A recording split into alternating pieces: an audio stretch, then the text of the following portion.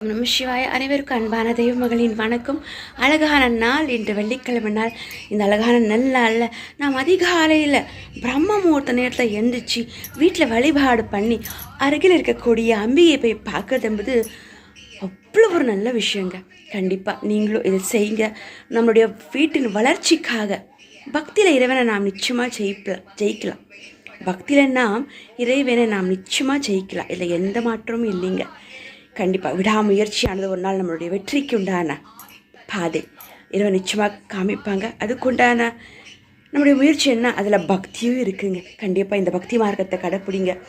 இறைவனுடைய பரிபூர்ண ஆசீர்வாதம் உங்களுக்கும் கிடைக்கட்டும். இதோ நம்ம இல்லத்துக்கிட்ட இருக்கக்கூடிய விநாயகரும் பிறகு அம்பிகையை பார்க்க இந்த அன்பான தெய்வ மகள் நம்ம உலக நலனுக்காக எப்போவுமே இந்த குழந்தை போய்கொண்டே இருக்கும். இதோ என் அம்பிகைக்காக நான் எடுத்தா மஞ்சள் குங்குமம் மலர்கள் அம்மையே போச்சு. இதோ விநாயகர் பெருமானுக்காக நான் எடுத்துக்கக்கூடிய அற்புதமான அபிஷேக நீர் நானே சொந்தமாக தயாரித்த நெய் விளக்கு, பிறகு மஞ்சள் குங்குமம் மலர்கள்னு சொல்லி இதை நான் நல்லா எடுத்துருக்கோம். பிறகு நம்மளுடைய விநாயகர் பெருமானுக்கு நிச்சயமாக நான் தண்ணி எடுத்துப்பேன். பகவானுடைய பரிபூர்ண ஆசீர்வாதம் உங்களுக்கும் கிடைக்கட்டும். இன்று வெள்ளிக்கிழமைங்க, எந்த நாளாக இருந்தாலும் பரவாயில்லைங்க, நம்மளுடைய அடுப்படை கிச்சனில் கண்டிப்பாக மாதா அன்னபூர்ணேஸ்வரி அம்மாவுடைய ஃபோட்டோ இருக்கணும்.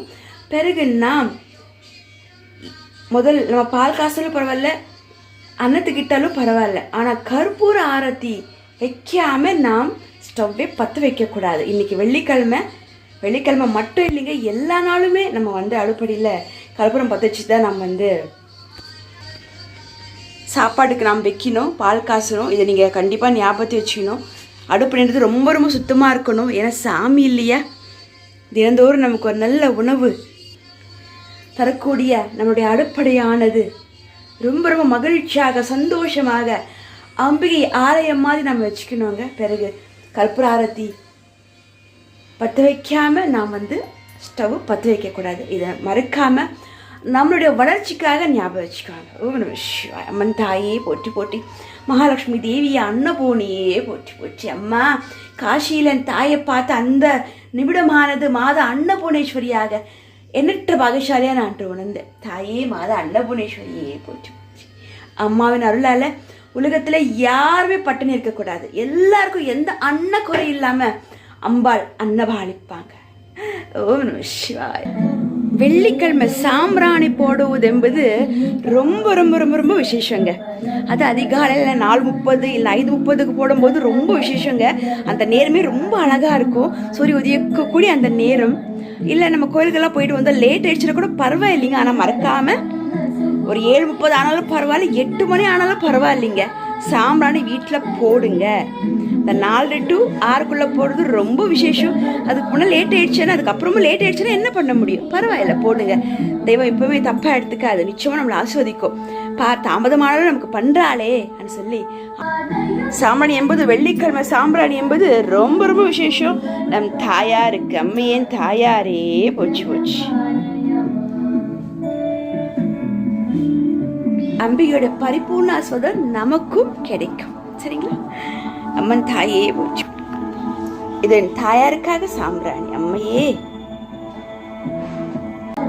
பிறகு இன்னொரு முக்கியமான விஷயங்க, வீட்டில் எல்லாருமே குத்து விளக்கு வச்சிருப்பாங்க, ஏற்றவே மாட்டாங்க. ஏதோ ஒரு பண்டிகை நாளில், ஒரு தீபாவளி பொங்கல் அந்த மாதிரி நாளில் தான் ஏற்றுவாங்க. இதெல்லாம் பண்ணாதீங்க. குத்து விளக்கு என்பது துர்கா, லக்ஷ்மி, சரஸ்வதி, அம்பிகை குடியிருக்கக்கூடிய அற்புதமான குத்து விளக்கானது. நாம் அப்படி வைக்கலாமா?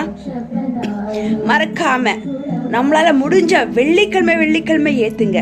இல்லையா, ஒரு பௌர்ணமி, அமாவாசை, இந்த மாச சிவராத்திரி, பிரதோஷ நாட்கள், முருகருக்கு விசேஷ நாட்கள் என்ற மாதிரி இந்த நல்ல நல்ல நாட்கள் நமக்கு ஸ்பெஷலாக வரும். அந்த நாட்களையாவது கண்டிப்பாக குத்து விளக்கு ஏற்றுங்க. ஸ்பெஷலி வெள்ளிக்கிழமை நாளில் ஏற்றுறது, அதுலேயும் பிரம்ம முகூர்த்த நேரத்தில் ஏற்றுறது என்பது ரொம்ப ரொம்ப ரொம்ப ரொம்ப விசேஷங்க. இதை பாருங்கள், நாம் ஏற்றிருக்கோம் அம்பிகை கிட்ட. அம்மன் தாயே, வெள்ளிக்கிழமையானது நாம் அம்பாள் கிட்ட குத்து விளக்கு ஏற்றுவது என்பது ரொம்ப ரொம்ப ரொம்ப விசேஷங்க. இதை மறக்காமல் பண்ணுங்க. குத்து விளக்கு ஜோதியானது துர்கா, லக்ஷ்மி, சரஸ்வதியாக அம்பிகை நமக்கு காட்சி கொடுக்குறாங்க. தாயே அம்மா குத்துவிளக்கு தேவியே துர்காலட்சுமி சரஸ்வதி அம்மன் தாயே போற்றி போற்றி. மறக்காம வீட்டில் குத்து விளக்கு இருந்தால் ஏற்றுங்க. அப்படியே அதை பேக் பண்ணி வச்சுட்டு பௌர்ணமி அமாவாசை அன்னைக்கும் பண்ணாமல் ஏதோ ஒரு ஆடி அமாவாசைக்கு எடுத்து தொடச்சிட்டு வீடு எடுத்து வச்சிடாதீங்க. அப்படியெல்லாம் பண்ணவே கூடாது. குத்து விளக்கில் அஷ்டலட்சுமியும் குடியிருக்காங்க. அப்போனா நாம் சுத்தமாக அதை தொடச்சி நம்மளால் முடிஞ்சளவுக்கு தொடச்சி மஞ்சள் குங்குமம் வைத்து அழகாக நாம் விளக்கேற்றலாம். அதுவும் வெள்ளிக்கிழமைனால ஏற்றுவது என்பது ரொம்ப ரொம்ப விசேஷங்க. மறக்காம இதெல்லாம் பண்ணுங்க. வாழ்க்கையில் நாம் ஜெயிக்கணுமா, நல் மனதோட நல் எண்ணத்தோட இறை வழிபாடு பண்ணி 4 பேருக்கு நாம் நல்லது பண்ணி இறைவனுடைய மனதில் நாம் இடம் பிடிக்கலாமே. மறக்காம வீட்டு வாசலில் கண்டிப்பாக வெள்ளிக்கிழமைனால தாமரை கோலம் போடுங்க. மகிழ்ச்சியான தருணம் மகாலட்சுமியாக அந்த தாமரையிலேருந்து எழுந்து நம்ம வீட்டுக்கு வருவாங்க. கண்டிப்பாக பண்ணுங்கம்மா, பண்ணுங்க. பண்ணாலே போதும். பக்தி மார்க்க நாம் இறைவனை ஜெயிக்கலாம். அதுக்காக தானே இவ்வளோலாம் பண்ணுறோம். உண்மையான பக்தி இறைவனுக்கிட்ட நாம் கொடுக்கலாம், நமக்கு நல்லதே நடக்கும். சரி, இந்த வீடியோ உங்களுக்கு பிடிச்சது 2 பேருக்கு ஷேர் பண்ணி விடுங்க. இதுவரை தெய்வமகள் என் விகாஷ் யூடியூப் சேனல் சப்ஸ்கிரைப் பண்ணாமல் இருந்தால் பண்ணிக்கோங்க. எனக்கு தெரிந்த பல ஆன்மீக விஷயங்களும் கூட நான் பகிர்ந்து கொண்டே இருப்பேன். ஓம் நம சிவாய. பகவானே குல சாமியே துணைவற்றில் முருகரையே போற்றி. ஓம் நம சிவாய. ஹர ஹர மகாதேவ சம்போ சங்கர. திருச்சிற்றம்பலம். நல்லபடியாக நல் மனதோட நல் எண்ணத்தோட இறை வழிபாடு பண்ணலாம். கடைசியில் நாம் நல்லபடியாக பக்தி பண்ணி எல்லார மனதிலும் இடம் பிடிச்சி கடைசியில் நாம் சேருவோம் இமயமலை நாதரை. அப்பனே சிவப்பனே போற்றி போற்றி. ஓம் நம சிவாய. நன்றி.